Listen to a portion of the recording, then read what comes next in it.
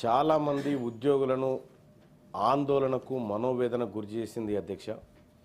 రాష్ట్రపతి ఉత్తర్వులకు వ్యతిరేకంగా ఈ జీవోను తీసుకొచ్చారనేటువంటి ఆవేదన ఉద్యోగస్తుల్లో ఉండింది. చాలామంది ఉద్యోగస్తులు తమ స్థానిక జిల్లాలను వదిలి వేరే జిల్లాలకు బదిలీ అయిపోయి, అంటే ఒకసారి ఈ జిల్లా నుంచి వేరే జిల్లాకు బదిలీ అయితే మళ్ళీ ఆ జిల్లాకు వాపసు వచ్చే అవకాశం ఉంటుండే. కానీ ఈ 317 ద్వారా శాశ్వత ఉద్యోగులుగా అక్కడే పర్మనెంట్గా ఉండిపోవాల్సినటువంటి దుస్థితి నెలకొంది అధ్యక్ష. భర్త ఒక చోట, భార్య ఒక చోట. ఇందులో అధ్యక్ష ఒక విషయం చూస్తే ప్రభుత్వ ఉద్యోగాల్లో స్థానికులు స్థానికేతరులు అనే అంశం ముల్కీ ఉద్యమం నుంచి ప్రత్యేక తెలంగాణ ఉద్యమం వరకు చాలా కీలకమైన అంశంగా నిలిచింది అధ్యక్ష. ఇదే అంశం ఇప్పుడు తెలంగాణ రాష్ట్రంలో మరోసారి ఉద్యోగుల్లో ఆందోళన గురి చేస్తూ ఉంది. ఇంకా సమస్య ఎక్కడేసిన గొంగడ అక్కడ లెక్కనే ఉంది. కొంతేదో ఆ సమస్య పరిష్కారానికి రాష్ట్ర ప్రభుత్వం కేబినెట్ సబ్ కమిటీ ద్వారా ఏదో ప్రయత్నం చేసినప్పటికీ కూడా ఇంకా పూర్తి స్థాయిలో ఆటి 317 భయాందోళనలు ఇంకా తొలగిపోలేదు అధ్యక్ష. 2018 సంవత్సరంలో ప్రభుత్వం ఉద్యోగాల కేటాయింపులో అప్పటి రాష్ట్ర ప్రభుత్వం కొత్త జోనల్ వ్యవస్థను ప్రవేశపెట్టింది. రాష్ట్ర విభజనకు ముందు వరకు తెలంగాణలో మొత్తం 10 జిల్లాలు జోన్ 5 జోన్ 6 కింద ఉండేటి అధ్యక్ష. ఆ తర్వాత 33 జిల్లాలు ఏర్పాటు చేసిన తర్వాత 7 జోన్లు 2 మల్టీ జోన్లు చేసింది అధ్యక్ష. ఈ పునర్వ్యవస్థీకరించిన తర్వాత కొత్త జోన్ల వ్యవస్థ అమల్లోకి రావడంతో కొత్త జిల్లాలకు కొత్త జోన్లకు మల్టీ జోన్లకు ఉద్యోగాలను సర్దుబాటు చేసుకోవడానికి 317 జీవో తీసుకొస్తే అది ఉద్యోగులకు ఆప్షన్ కూడా ఇచ్చారు అధ్యక్ష. ఇచ్చిన తర్వాత ఇక అసలు సమస్యలు స్టార్ట్ అయినాయి అధ్యక్ష. డిమాండ్ ఉన్న ప్రాంతంలో ఖాళీలు నిండిపోయినాయి. సీనియారిటీ తక్కువగా ఉన్న వాళ్ళకు మాత్రం ఆ ప్రాంతంలో అవకాశం దొరకకుండా పోయింది అధ్యక్ష. వాళ్ళ స్థానికంగా సొంత జిల్లా అయినప్పటికీ కూడా వాళ్ళకు ఆ పోస్టింగ్ లభించలేదు అధ్యక్ష. ఇక ఇదిగాక నీటిపారుదల శాఖ అధ్యక్ష, ఆ ఉద్యోగులకు ఆ శాఖ పునర్వ్యవస్థీకరణ జరిగిందని కనీసం ఉద్యోగుల దగ్గర ఆప్షన్ కూడా లేదు అధ్యక్ష. నీటిపారుదల శాఖకు సంబంధించినటువంటి అంశం.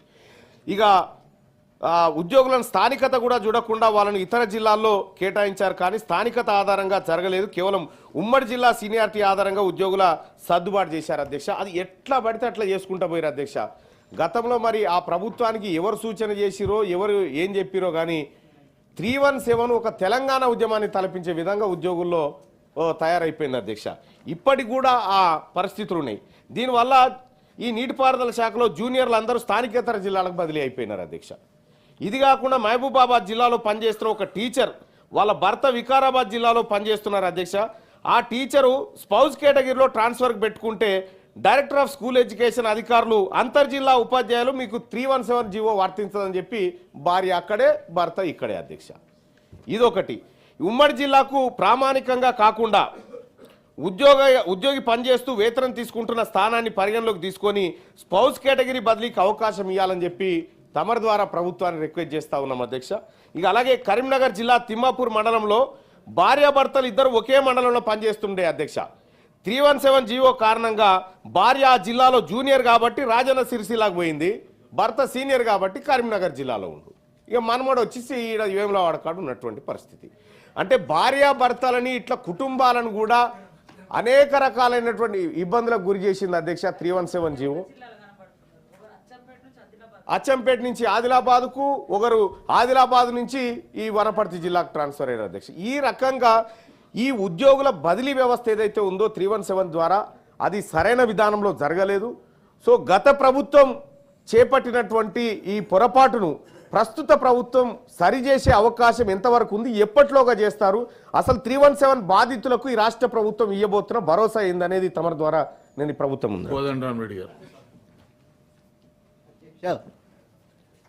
జిల్లాలను కొత్త జిల్లాలను ఏర్పాటు చేసేటప్పుడు 371Dని పరిగణలోకి తీసుకొని ఉంటే చాలా సమస్యలు తలెత్తేవి కావు. రెండో గందరగోళం ఏడైందంటే, ఉదాహరణకి ఒక జిల్లాకు సంబంధించి 4 మండలాలు ఇంకో జిల్లా కొత్త జిల్లాలో కలిపారు. ఇప్పుడు పాత జిల్లా మొత్తానికి ఆ కొత్త జిల్లాకు పోవటానికి అవకాశం ఇచ్చింది. దానితో జరిగిన సమస్య ఏంటంటే, సీనియర్లందరూ ఇక్కడికి వచ్చారు, ఈ జిల్లాకు సంబంధించిన వాళ్ళు ఇంకెక్కడో విసిరివేయబడ్డారు. ముఖ్యంగా బాగా అవస్థపడుతున్నది కొత్తగా చేరుతున్న మహిళలు. అది జూనియర్ పోలీస్ కానిస్టేబుల్ కానీ టీచర్లు కానీ విపరీతమైనటువంటి ఇబ్బందులకు గురవుతూ ఉన్నారు. ఈ ట్రాన్స్ఫర్ల కారణంగా ఇంతకుముందు తీన్మార్ మల్లన్న గారు చెప్పినట్టు కుటుంబాలు బాగా విచ్ఛిన్నమైపోయినాయి. ఇప్పుడు ఒక సమస్య ఏంటంటే దీన్ని పరిష్కరించటం ఎట్లా అనేది ఒక పరిష్కారం అయితే వెతుక్కోవాల్సిన అవసరం ఉంది. సహజంగానే మళ్ళీ స్థానికత ప్రాతిపదికన మొత్తం మారుద్దామంటేనేమో ఇది తేనెతిట్టును కదిపించినట్టు అవుతుంది. కానీ చేయటానికి ఉన్న చట్టంలోనే అవకాశాలు వెతుక్కోవాల్సిన అవసరం ఉంది. నేను అనుకోవటం 317లోనే చాలా అవకాశాలు ఉన్నాయి. మిత్రులు చాలామంది ఉద్యోగులు కూర్చొని ఆలోచన చేసి సర్వీస్ రూల్స్ ప్రకారం కానీ ఈ 371లోనే 317లోనే 28 పారా 28 ఇవన్నీ ఎక్సెప్షనల్ క్లాజెస్. కొద్దిమందికే వాడగలం కదా, అందరి ఉద్యోగులకు దాన్ని వర్తింపజేయలేం కదా అనే ఒక సమస్య వ్యక్తం చేస్తున్నారు అధికారులు. నేను అనుకోవటము ఈ ప్రత్యేక పరిస్థితుల్లో ఈ ఎక్సెప్షనల్ క్లాజెస్ని ఉపయోగించటం తప్ప ఇంకొక మార్గం లేదు. మళ్ళీ ఢిల్లీకి వెళ్దామంటే కూడా ఆ ఆమోదాలు పొంది అవి మార్పులు జరగాలంటే ఇప్పట్లో అది సాధ్యం కాదు. అందుకని ప్రభుత్వానికి మేము ప్రత్యేకంగా చేసే విన్నపం ఏంటంటే ఇప్పుడు సమస్యకు ఒక పాక్షిక పరిష్కారం దొరికింది. కొత్తగా జారీ అయినటువంటి 243, 244, 245 వల్ల పాక్షిక పరిష్కారం దొరికింది. దీంట్లో కూడా నేను మీ ద్వారా ప్రభుత్వానికి చేసే విజ్ఞప్తి ఏంటంటే కేంద్ర ప్రభుత్వ ఉద్యోగులను కూడా పరిగణలోనికి తీసుకోండి. స్పౌస్ కేటగిరీలో వాళ్ళను కూడా అకామిడేట్ చేయండి అని చెప్పి ప్రత్యేకంగా కోరుతూ, అదనంగా నేను అడిగేది ఏంటంటే ఆ పరిధిలోకి 3 జీవోల పరిధిలోకి రానటువంటి వాళ్ళను తప్పనిసరిగా ఇందులో ఉన్న ఎక్సెప్షన్ ప్రావిజన్స్ పారా 28 కానీ లేకపోతే అట్లాంటివే ఇంకా ఇతర ప్రకరణలను కానీ ఉపయోగించి వారికి అడ్జస్ట్మెంట్ చేయవలసిన అవసరం ఉంది. ఒక 2-3 జిల్లాల్లోనే సమస్యలు వస్తాయి అధ్యక్ష, మిగతా జిల్లాల్లో పెద్దగా సమస్యలు రావు. కాబట్టి వాళ్లకు అవకాశం ఇవ్వండి. ఈ ప్రత్యేకమైన మన ఎక్సెప్షన్స్ కోసం ఇచ్చినటువంటి ప్రకరణనే ఇప్పుడు వాడటం తప్ప ఇంకొక మార్గం లేదు. ఆ పద్ధతిని మరి ఉపయోగించి వీరికి న్యాయం చేయాలని చాలా ఆవేదనకు గురవుతున్నారు. ఒక ఆశ ఉన్నది ప్రభుత్వం మీద న్యాయం చేస్తారని. కాబట్టి ఆ న్యాయం కోసం ఎదురు చూస్తున్న టీచర్లకు మీ ద్వారా మేము వాళ్ళ తరఫున విజ్ఞప్తి చేస్తున్నాం, వారికి వెంటనే న్యాయం చేయాలి. అధ్యక్ష ధన్యవాదాలు. స్పీచ్ వద్దు, ఓన్లీ సప్లిమెంటరీనే. Yes sir, 1.5 minute. 1.5 minute time ఉండదు దానికి. ప్రశ్న చెప్పు నువ్వు.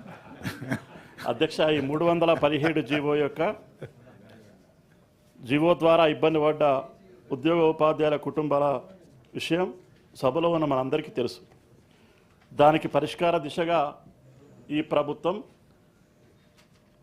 మంత్రులతోటి కమిటీని వేసింది. అందులో 2 మంత్రులు పెద్దలు ఇక్కడ ఉన్నారు, చాలా సంతోషం.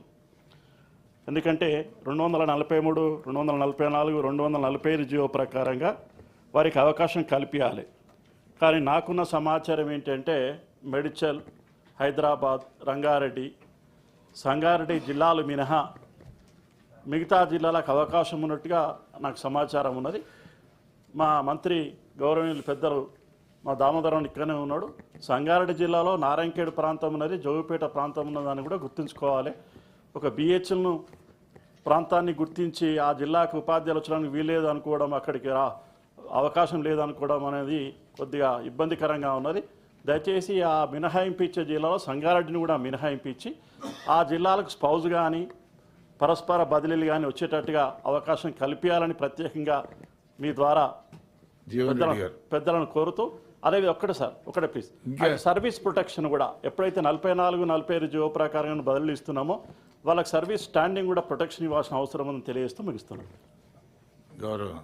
అధ్యక్ష, వీళ్ళ రాష్ట్ర ప్రభుత్వం గౌరవ మంత్రి గారు అట్లాగే వారి సబ్ కమిటీ ఏదైతే ఉన్నదో ఈ 317 జీవో వల్ల ఉత్పన్నమయ్యేటువంటి సమస్యల పరిష్కారానికి with in the frame work of 317 GO ఇవాళ 243, 244, 245 జీవోలు ఉత్తర్వులు జారీ చేయడం. కానీ బేసిక్గా ఈ 317 జీవో ఏర్పాటే అన్సైంటిఫిక్ అధ్యక్ష. ఇలా నూతన జిల్లాల ఏర్పాటు సరే ఇట్స్ గుడ్ థింగ్, మంచి బాగా జరిగింది. కానీ ఇది ఈ జోనల్ సిస్టమ్ ఏర్పాటు లోపల ఉదాహరణ కరీంనగర్ జిల్లాని తీసుకుంటే అది 4 జోన్లకు పోయింది. ఒకటి బాసర, రెండో సిరిసిల్ల రాజన్న, మూడోది కాళేశ్వరం, నాలుగోది కొంత భాగం భద్రాద్రి అధ్యక్ష. ఇది కేవలం ఉద్యోగస్తులు ఉపాధ్యాయులకు పరిమితమైన అంశం కాదు. ఇది ఇలా స్టాండింగ్ ఉన్నటువంటి ఉద్యోగస్తులు ఉపాధ్యాయుల గురించి మీరు కొంత దానికి వెసులుబాటు ఏ విధంగా కల్పించాలో ఆలోచించారు. ఇది భావి తరాలకు విద్యార్థులకు ఇదో యువతకు సంబంధించింది అధ్యక్ష. ఇందులో ఆప్షన్లు మీరు ఎప్పుడైతే ఇవ్వడం జరిగిందో సీనియర్స్ అందరూ ఉమ్మడి జిల్లా కేంద్రాన్నే ఆప్ట్ చేసుకున్నాం. బికాజ్ అక్కడ ఫెసిలిటీస్ ఎక్కువ ఉంటాయి కాబట్టి ప్రతి ఉమ్మడి జిల్లా కేంద్రాన్నే ఎంచుకోవడం జరిగింది. దానివల్ల ఏమైపోయింది సార్, జూనియర్స్ అందరూ ఏదైతే ఉందో ఇవాళ కాళేశ్వరం లాంటి జోన్కు, భద్రాద్రికి, బాసరకు పోవడం జరిగింది. దీంతో ఏమవుతుంది సార్ అంటే